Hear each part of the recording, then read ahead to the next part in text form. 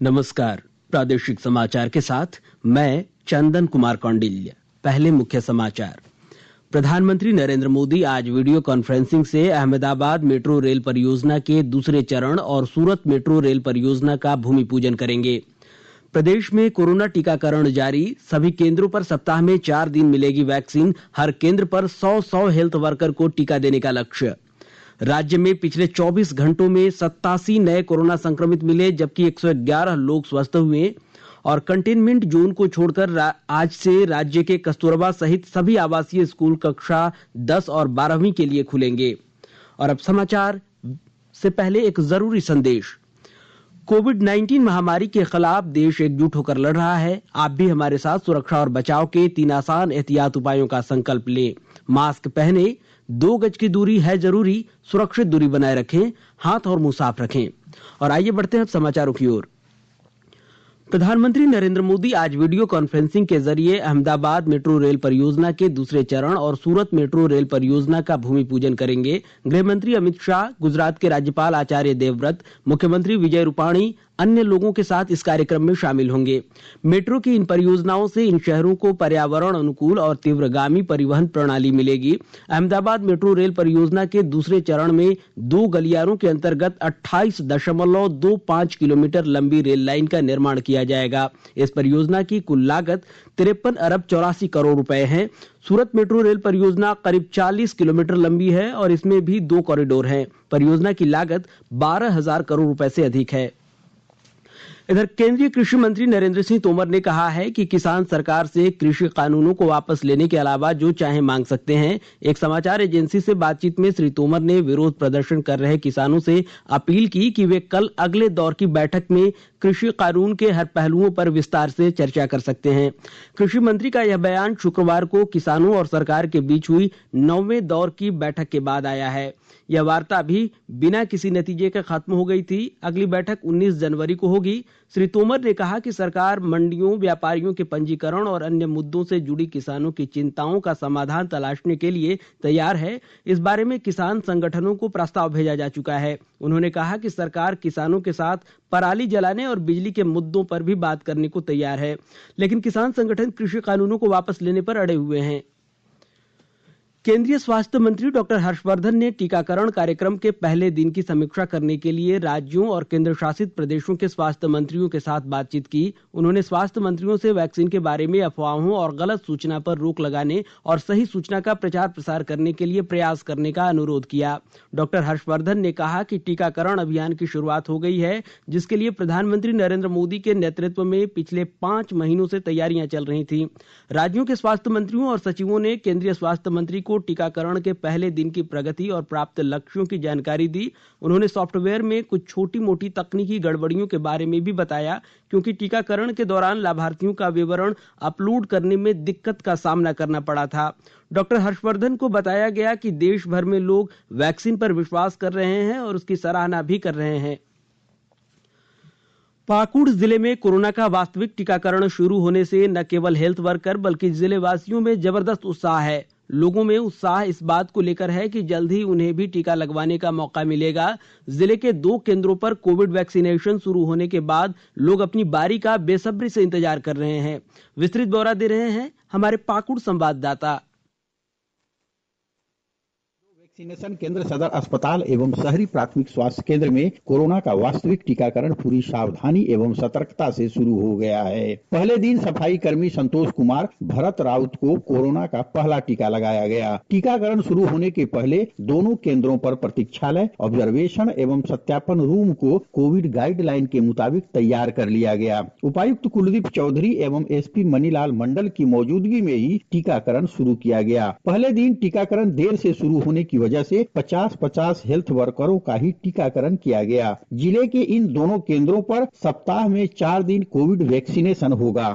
टीकाकरण चालू होने से न केवल सफाई कर्मियों बल्कि जिले वासियों में भी जबरदस्त उत्साह है। जिले में पहले चरण में 3,770 हेल्थ वर्करों का टीकाकरण किया जाएगा।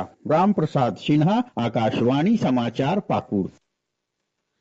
राज्य में शनिवार के बाद आज कोरोना वैक्सीनेशन का दूसरा दिन है। केंद्र ने अब हर राज्य के टीकाकरण के दिन निश्चित किए हैं। इसके तहत राज्य के सभी सेंटरों पर आज से सप्ताह में 4 दिन टीकाकरण किया जाएगा। इनमें सोमवार, मंगलवार, बुधवार और शुक्रवार शामिल हैं। रांची स्थित रिम्स को भी वैक्सीनेशन सेंटर बनाया गया है। रांची में 3 वैक्सीनेशन सेंटर जबकि अन्य जिलों में 2-2 केंद्र बनाए गए हैं। हर केंद्र पर 100 हेल्थ वर्करों को टीका देने का लक्ष्य है। इधर राज्य में शनिवार को वैक्सीन लेने वाले किसी भी हेल्थ वर्कर में साइड इफेक्ट का मामला सामने नहीं आया है।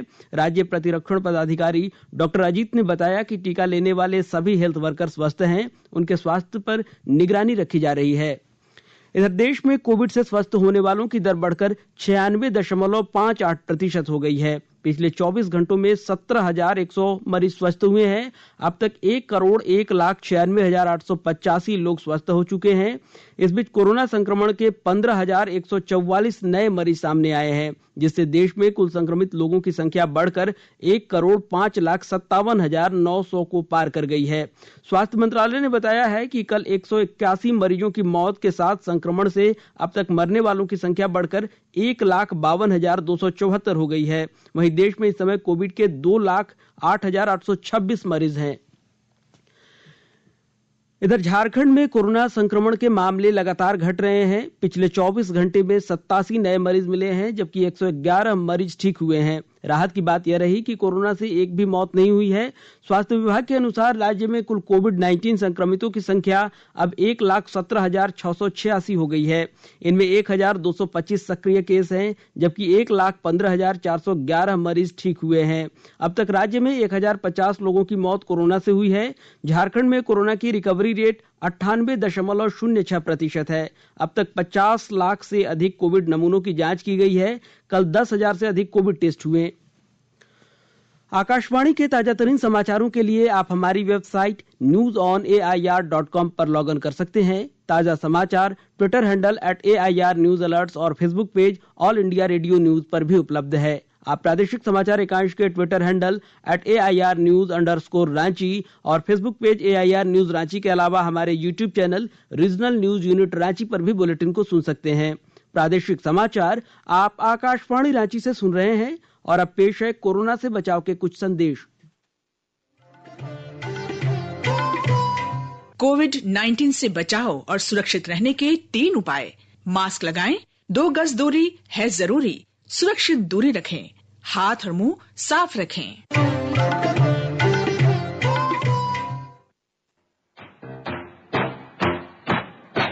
चलो मिलकर एक शुरुआत करें, चलो एक फैसला आज करें, मास्क नहीं तो टोकेंगे, कोरोना को रोकेंगे। चलो इस वादा करते हैं, चलो इस वादा करते हैं, मास्क नहीं तो टोकेंगे, कोरोना को रोकेंगे। भारत सरकार द्वारा जनहित में जारी। प्रादेशिक समाचारों में आपका एक बार फिर से स्वागत है। प्रधानमंत्री नरेंद्र मोदी 31 जनवरी को आकाशवाणी पर मन की बात कार्यक्रम में देश विदेश के लोगों के साथ अपने विचार साझा करेंगे। यह मासिक रेडियो कार्यक्रम की 73वीं कड़ी होगी। एक ट्वीट में श्री मोदी ने लोगों से अपने प्रेरक सुझाव साझा करने का आग्रह किया है। प्रधानमंत्री ने कहा कि कार्यक्रम में उनमें से कुछ विचारों पर चर्चा भी करेंगे। लोग नमो ऐप या माईगॉव ओपन फोरम पर भी अपने विचार साझा कर सकते हैं। श्रोता टोल फ्री नंबर 1800-11-7800 पर भी डायल कर हिंदी और अंग्रेजी में अपने संदेश रिकॉर्ड करवा सकते हैं। लोग 1922 पर मिस्ड कॉल भी दे सकते हैं और SMS लिंक प्राप्त होने के बाद प्रधानमंत्री को सीधे अपने सुझाव दे सकते हैं। राज्य के कस्तूरबा गांधी आवासीय विद्यालय सहित सभी आवासीय स्कूल आज से कक्षा 10 और 12वीं के लिए खुलेंगे। हालांकि कंटेनमेंट जोन के स्कूल अभी नहीं खुलेंगे। स्कूली शिक्षा और साक्षरता विभाग के निर्देश के बाद आज से राज्य के कस्तूरबा गांधी बालिका विद्यालय, नेतरहाट आवासीय विद्यालय और इंदिरा गांधी बालिका आवासीय विद्यालय में कक्षा संचालन शुरू होगा। विद्यार्थी अभिभावकों की सहमति से विद्यालय आएंगे। कक्षा संचालन को लेकर विद्यालयों की साफ सफाई और सैनिटाइजेशन का कार्य पूरा कर लिया गया है। इससे पूर्व सरकार द्वारा 21 दिसंबर से स्कूलों में कक्षा 10 और 12वीं का कक्षा संचालन शुरू किया गया था, पर आवासीय विद्यालयों में दिसंबर में पठन पाठन शुरू नहीं किया गया था। चतरा जिले के टंडवा अंचल को विभक्त कर 2 नए अंचलों के गठन से संबंधित राजस्व निबंधन एवं भूमि सुधार विभाग के प्रस्ताव को मुख्यमंत्री हेमंत सोरेन ने स्वीकृति दे दी है। टंडवा 1 और नवसृजित अंचल टंडवा 2 के नाम से जाना जाएगा। टंडवा अंचल को 2 नए अंचलों में विभक्त करने से संबंधित प्रस्ताव को मुख्य सचिव की अध्यक्षता में प्रशासनिक इकाइयों के पुनर्गठन सृजन के लिए गठित उच्च स्तरीय समिति की अनुशंसा पर यह निर्णय लिया गया।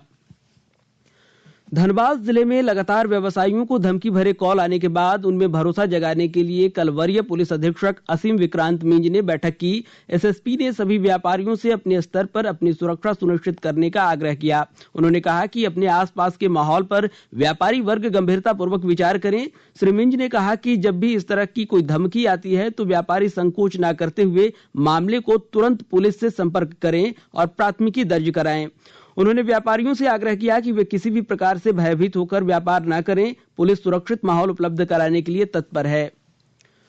लातेहार जिले में कोविड-19 के वैक्सीनेशन का काम शुरू हो गया है। इसके तहत जिले के 2 प्रखंडों लातेहार और बरवाडी में पहले दिन 158 लोगों को टीका लगाया गया। विस्तृत ब्यौरे के साथ हमारे लातेहार संवाददाता। लातेहार जिले के बरवाडी एवं बालूमाथ प्रखंड से कोरोना वैक्सीनेशन की शुरुआत हो गई है। पहले दिन बालूमाथ के बारी खाप में 83 एवं बरवाडी सामुदायिक स्वास्थ्य केंद्र में 75 टीका लगाया गया। दोनों प्रखंडों के प्रभारी चिकित्सा पदाधिकारी डॉक्टर अशोक ओड़िया एवं डॉक्टर संजय कुमार सुबोध ने कोरोना का पहला टीका लिया। इसके बाद अन्य स्वास्थ्य कर्मियों का टीकाकरण किया गया।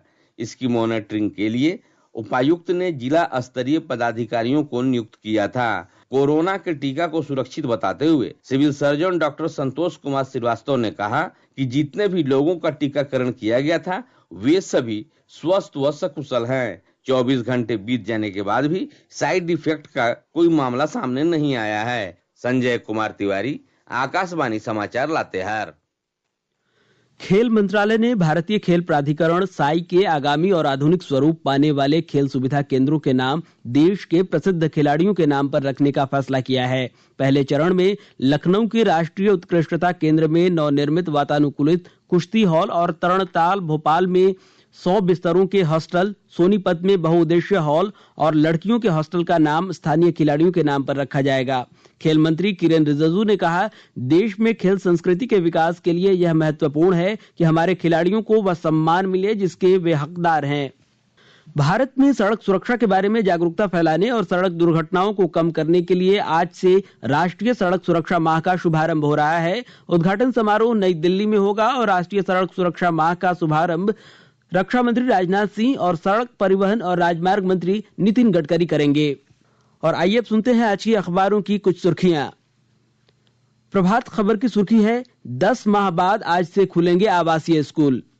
दैनिक जागरण ने भी टीकाकरण अभियान की खबर को पहले पन्ने पर प्रमुखता से प्रकाशित किया है। लिखा है, केंद्र ने अब राज्य के लिए तय किए टीकाकरण के दिन, दूसरी स्वास्थ्य सेवाओं को सुचारू रूप से जारी रखने की बदली रणनीति।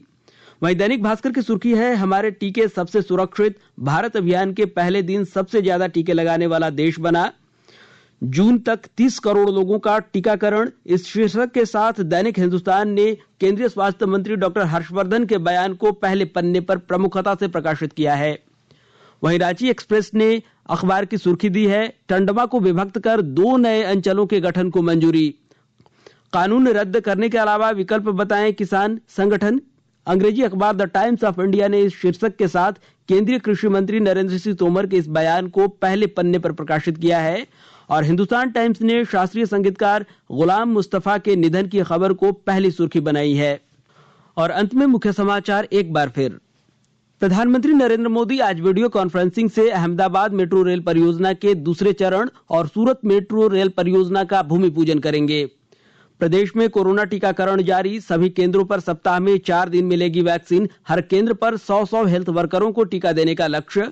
राज्य में पिछले 24 घंटों में 87 नए कोरोना संक्रमित मिले, जबकि 111 लोग हुए स्वस्थ। और कंटेनमेंट जोन को छोड़कर आज से राज्य के कस्तूरबा सहित सभी आवासीय स्कूल कक्षा 10 और 12वीं के लिए खुलेंगे। और इसके साथ ही आकाशवाणी रांची से प्रादेशिक समाचार का यह बुलेटिन समाप्त हुआ। नमस्कार। घर में रहिए, सुरक्षित रहिए और सुनते रहिए आकाशवाणी।